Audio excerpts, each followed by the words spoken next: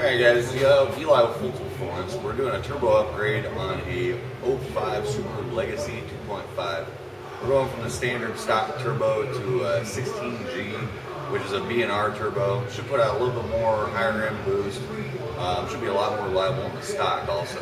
I guess these things have issues with the oiling system.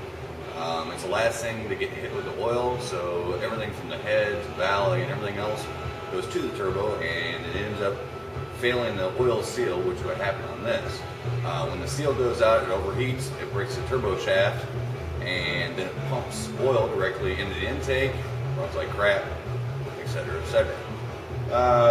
Right now I'm going to start to dismantle, and once we get a little bit farther, I'll show you another pick.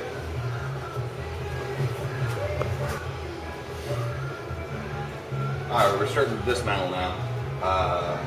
Pretty much it's a stock motor. It's got an aftermarket intake on it, which is an SPC, and it's got an HKS blow-off valve on it. Both a couple good upgrades. Nothing's going to hurt itself by that. The standard turbo is kind of hidden back here. It's not as horrible as most turbos are. Just kind of right there on top. Book time on it's about 3.5 hours, so we'll see where that leads us. Once we get her slapped in there, we'll see what she does. Alright, we're a little bit farther ahead now. I got the heat shield removed, I got the intercooler off of it. A couple of things the books will never tell you or anything like that is when you got somebody else's hand into it, you don't know who's been there. Like this, whoever installed the blow-off valve, there's a ground cable down here, you probably can't see it from there. But it's disconnected and who knows where the hell it's hooked up at. But this needs to be hooked up so the computer can ground out and do what it needs to do to talk to everyone. Also, I'm going to show you here, we got the intercooler pulled off. Right down here on the outlet for the turbo, you see all this oil residue? That's from that oil seal puking out, just pushing everything through the intercooler. It's the same way on the intercooler itself, just completely saturated. What I'm going to go ahead and do is I'm going to clean this intercooler out completely, make sure there's no oil left in it. Once I get done with all that, well, I'll probably be doing that as I'm swapping the turbo out.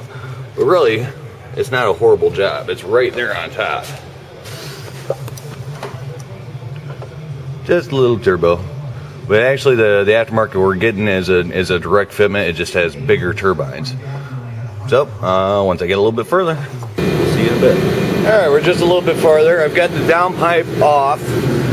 There are a couple of heat shields you're going to have to remove, obviously, to get at the bolts that you need to get to. There's 5 bolts on the back of the turbo housing that lead to the downpipe, and then there's 3 bolts on the bottom that connect the exhaust manifold to the turbo. There's 2 there, and then there's 1 on the back side.